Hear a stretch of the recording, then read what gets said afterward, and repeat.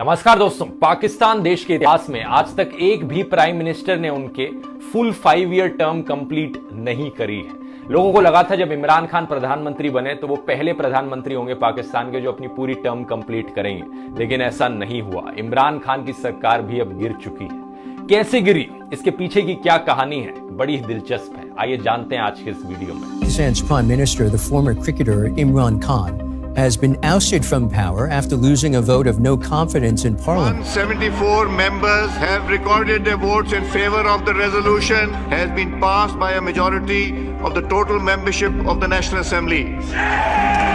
Meanwhile, Imran Khan has accused the US of conspiring to topple him over his ties with Russia and China. अपनी कहानी की शुरू से शुरुआत करते हैं। साल 2019 में जैसे इंडिया में जनरल इलेक्शंस हुई थी, उससे एक साल पहले 2018 में पाकिस्तान में भी जनरल इलेक्शंस हुई थी। इंडिया में काफी समय से ट्रेडिशनली दो मेन पार्टीज रही हैं, कांग्रेस और बीजेपी।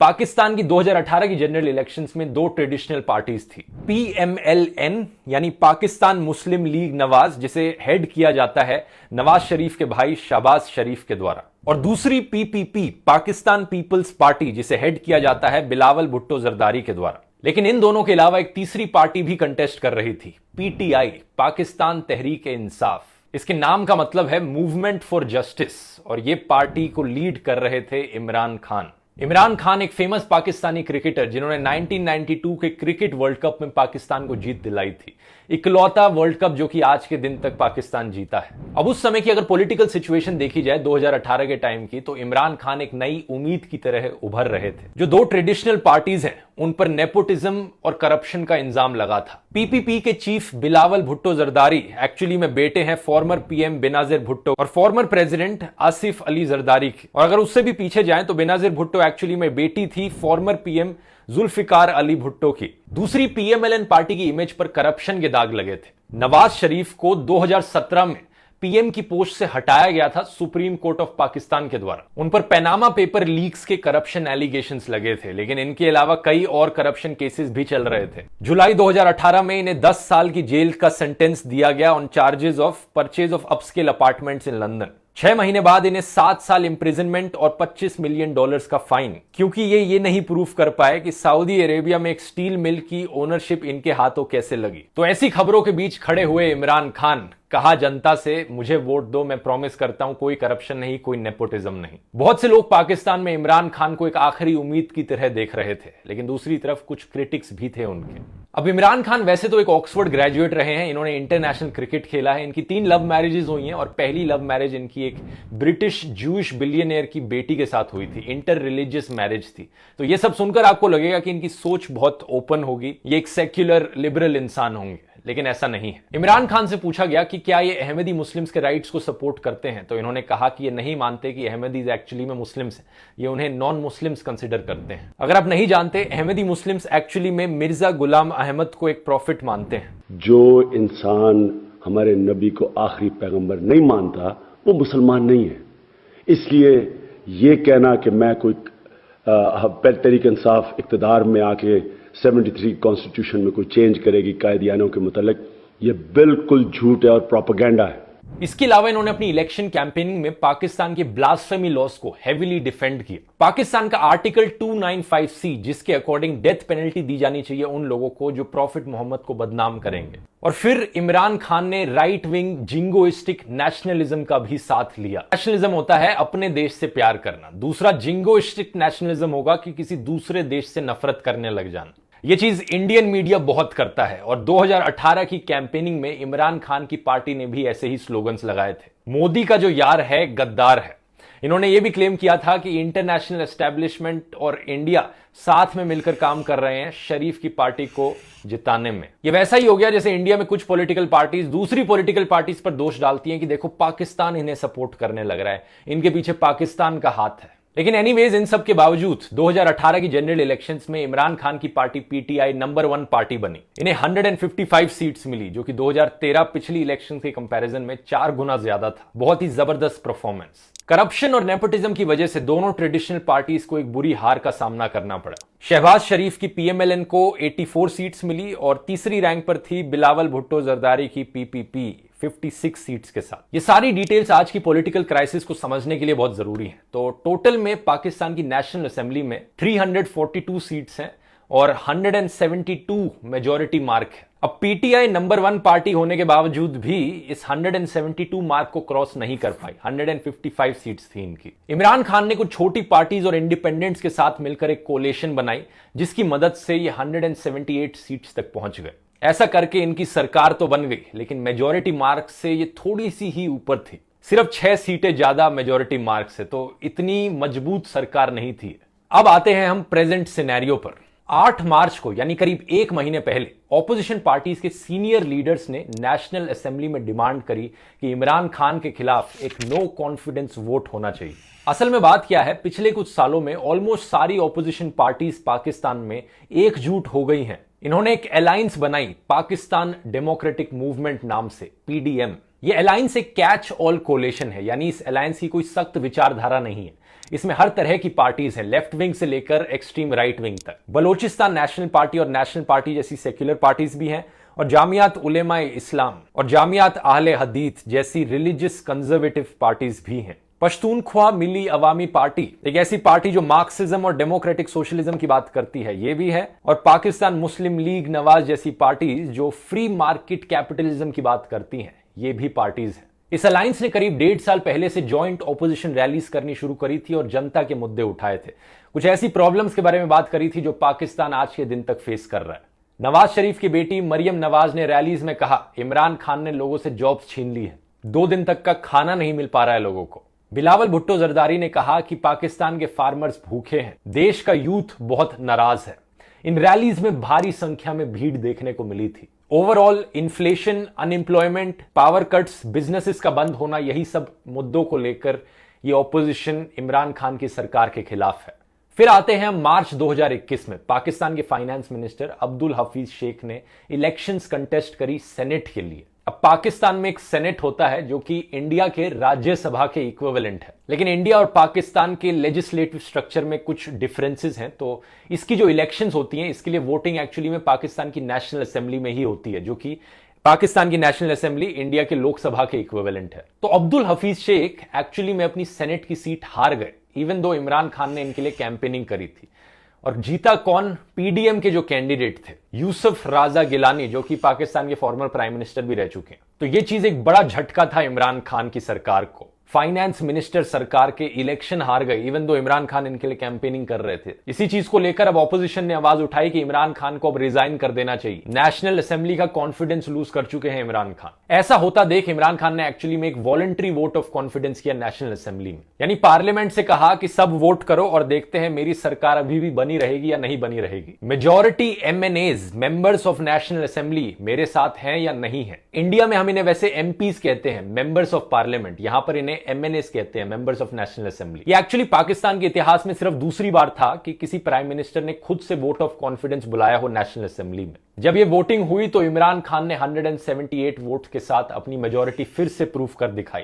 ये क्लियर हो गया कि जितने भी एमएनएस के साथ इमरान खान ने अपनी सरकार बनाई थी, वो सब अभी भी इनकी सरकार को सपोर्ट करने लग रहे हैं। लेकिन अब 1 साल बाद आए तो पासा पलट चुका है। इस बारी इमरान खान नहीं बल्कि ऑपोजिशन ने डिमांड करी कि वोट ऑफ कॉन्फिडेंस करा जाए। ये डिमांड इन्होंने 8 मार्च को करी थी। फिर 10 मार्च को क्या हुआ? इस्लामाबाद पुलिस ने पार्लियामेंट लॉजेस में रेड मार दी। ऑपोजिशन पॉलिटिशियंस को खींचकर ले जाया गया और उन्हें अरेस्ट किया गया पुलिस के द्वारा। इस इंसिडेंट को लेकर ऑपोजिशन ने सरकार के खिलाफ आवाज उठाई, इस ब्रुटैलिटी के किस तरीके से यहां पर ऑपोजिशन पॉलिटिशियंस को ट्रीट किया जा रहा है। गिरफ्तारियां शुरू कर दी है। ये पार्लियामेंट लॉजेस से जो कारकुन है इनको गिरफ्तार किया जा रहा है। ये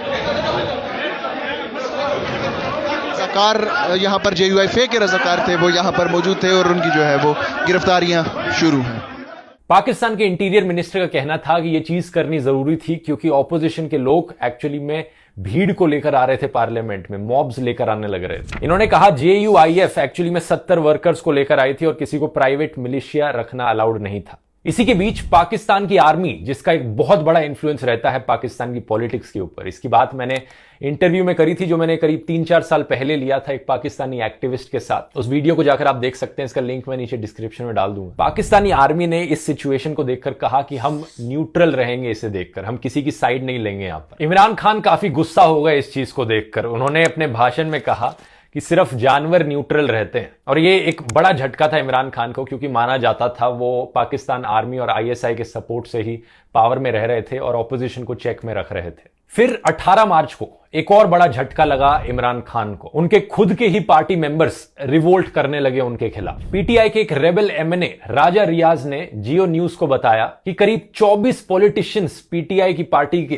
तैयार हो गए हैं अपनी पार्टी छोड़ने को। आपके साथ यहाँ पे कितने एमएनए?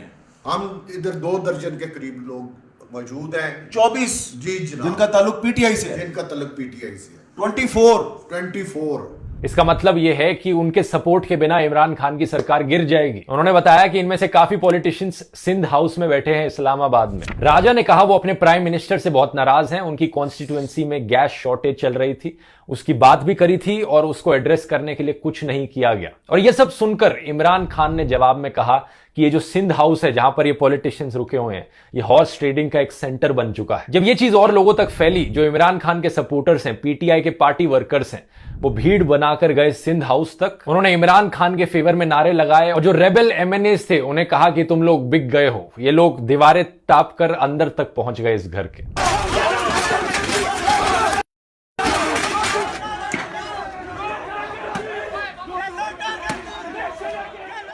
अगले दिन 19 मार्च को इमरान खान ने कहा कि जितने भी रेबल पॉलिटिशियंस हैं इनकी पार्टी के, अब वो सब मान गए हैं, अब वो वापस इनकी पार्टी में आ जाएंगे। 20 मार्च को इमरान खान ने इन्हें ऑफर दिया कि सारे के सारे वापस हमारी पीटीआई पार्टी में आ जाओ, हम तुम्हें माफ कर देंगे। लेकिन 22 मार्च को इन रेबल एमएनएज ने इस माफी के ऑफर को रिजेक्ट कर दिया। उल्टा एक एमएनए डॉक्टर रमेश कुमार ने बताया कि अब जो रेबल पॉलिटिशियंस हैं वो और बढ़ गए हैं संख्या में। कहा कि 35 लोग हो गए हैं अब इनकी पार्टी में जो पार्टी छोड़ना चाहते हैं इमरान खान। रमेश कुमार ने कहा माइनॉरिटीज के खिलाफ अत्याचार बढ़ता जा रहा है पाकिस्तान में। आपको परसों आपके प्रोग्राम में 33 मेंबर बताए थे, आज 35 मेंबर, मतलब 2 मेंबर और बढ़ गए। 35 मेंबर जो है इस वक्त अपने ग्रीवेंसेस शो कर रहे हैं पार्टी के साथ कि ये हमारे ग्रीवेंसेस हैं। ये सारी बातें मेरी हुई थी, मगर एक काम माइनॉरिटी के लिए नहीं हुआ।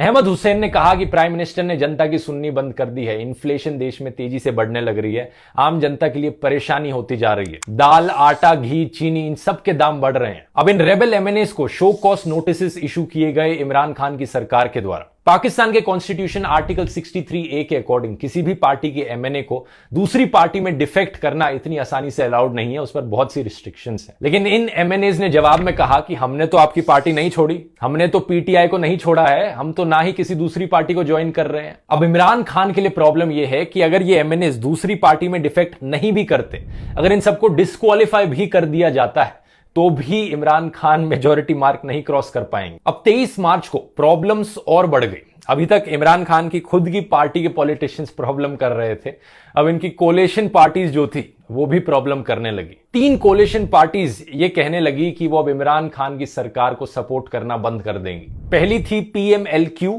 पाकिस्तान मुस्लिम लीग का एक और ब्रेकअवे फैक्शन, दूसरी MQMP और तीसरी BAP, बलोचिस्तान अवामी पार्टी। इन तीनों की टोटल में 17 सीट्स थी। अब ऐसे में इमरान खान अपनी सरकार को बचाने के लिए करते तो क्या करते।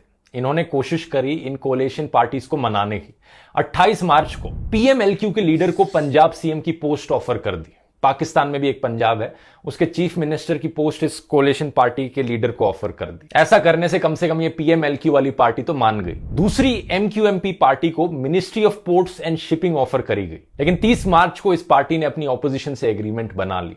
जवाब में इमरान खान ने कहा कि वो आखिरी बॉल तक खेलते हैं, वो आखिरी बॉल तक लड़ेंगे अपनी सरकार बचाने के लिए। इस पॉइंट ऑफ टाइम के बाद इमरान खान ने फॉरेन इन्वॉल्वमेंट को लेकर कंस्पिरेसी थ्योरीज बनानी चालू कर दी इन्होंने कहा देखो मैं रशिया गया था तो अमेरिका एक्चुअली में बहुत गुस्से में आ गया मेरी रशिया की विजिट को लेकर, इसलिए अमेरिका मेरी सरकार को गिराना चाह रहा है। इनफैक्ट ऑपोजिशन वाले ये सारे के सारे अमेरिका से मिले हुए हैं, ये सब यूएसए के साथ टाई अप करके अब मेरी सरकार को गिराना चाहते हैं। यूएस स्टेट डिपार्टमेंट ने और ऑपोजिशन लीडर्स ने दोनों ने इस चीज को कहा है कि ये बिल्कुल बकवास है, कुछ भी मन से बनाकर इमरान खान बोलने लग रहे हैं। ये चीज ऐसी है जो अक्सर बहुत से देशों के लीडर्स करते हैं, खुद किसी चीज में फेल हो गए, कोई बहाने नहीं बचे तो यहां पर फॉरेन देशों पर दोष डाल दिया। तो इन सब के बाद फिर फाइनली आया 3 अप्रैल, जिस दिन ये नो कॉन्फिडेंस वोट होना था नेशनल असेंबली में। इस दिन इमरान खान खुद ही नहीं आए नेशनल असेंबली में, लेकिन इनकी ये जो कंस्पिरेसी थ्योरी थी फॉरेन इन्वॉल्वमेंट वाली, अब इनके लॉ मिनिस्टर भी इसकी बात करने लगे।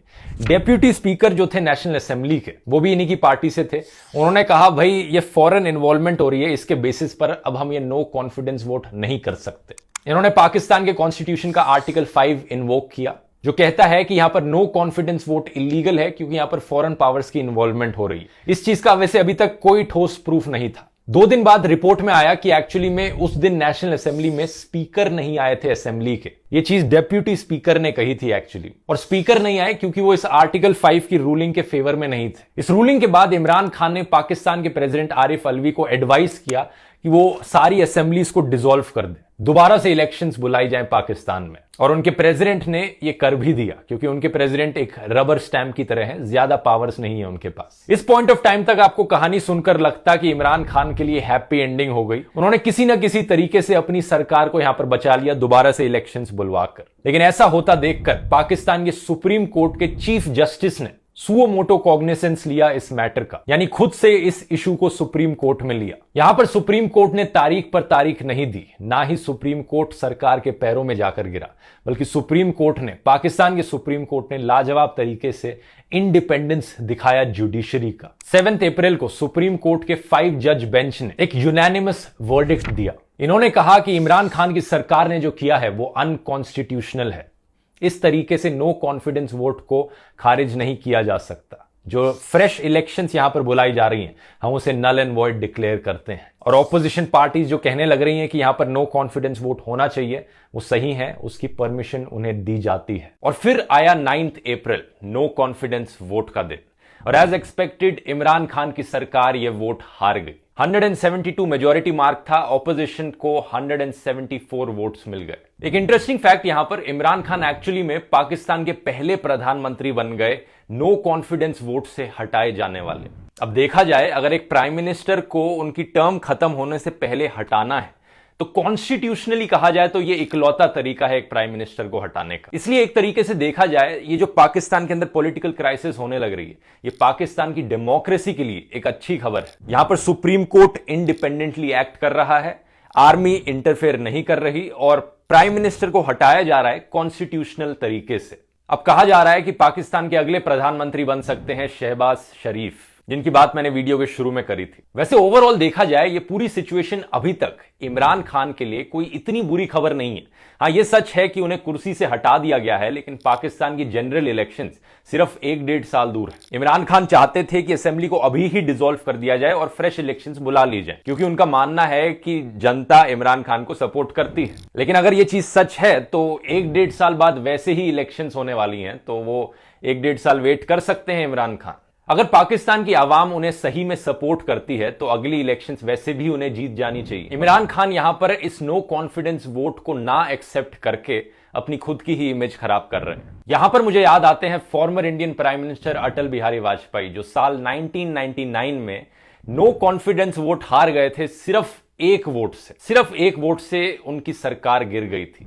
लेकिन उन्होंने यहां पर कोई फॉरेन कंस्पिरेसी का बहाना नहीं दिया, उन्होंने इस फैसले को एक्सेप्ट किया और नीचे उतर गए वो प्राइम मिनिस्टर की पोजीशन से। कुछ ही महीने बाद जब दोबारा से इलेक्शंस बुलाई गई तो वो फिर से पावर में आए, इस बारी स्टेबल मेजॉरिटी के साथ। इसलिए मेरा मानना है कि इमरान खान को यहां पर ये रिजल्ट एक्सेप्ट कर लेना चाहिए, पाकिस्तान के कॉन्स्टिट्यूशन को रिस्पेक्ट करते हुए। ऐसा क्यों होता है कि कुछ देश सक्सेसफुल रहते हैं अपने देश में डेमोक्रेसी को बचाए रखने में, दूसरी तरफ कुछ देश फेल हो जाते हैं। इसी को लेकर यहां पर मैं एक बढ़िया बुक रेकमेंड करना चाहूंगा, changing world order, why nation succeed और फेल। इस किताब की बुक समरी आपको कुकू एफएम पर एज एन ऑडियो बुक मिल जाएगी। मैं डेफिनेटली रेकमेंड करूंगा, वहां पर आप सुन सकते हैं। अगर आपके पास कुकू एफएम ऑलरेडी नहीं है तो इसे डेफिनेटली जाकर डाउनलोड करिए। एक बढ़िया ऑडियो लर्निंग का प्लेटफॉर्म है जहां पर आपको ढेर सारी ऐसी सेल्फ हेल्प लर्निंग की नॉलेजेबल ऑडियो बुक्स सुनने को मिलेंगी। इनकी पूरी लाइब्रेरी आप एक्सेस कर सकते हैं सिर्फ 199 रुपीज पर ईयर में। क्योंकि इस वीडियो को कुकू एफएम ने स्पॉन्सर किया है तो आप लोगों के लिए एक स्पेशल डिस्काउंट है। अगर आप कूपन कोड ध्रुव50 इस्तेमाल करेंगे तो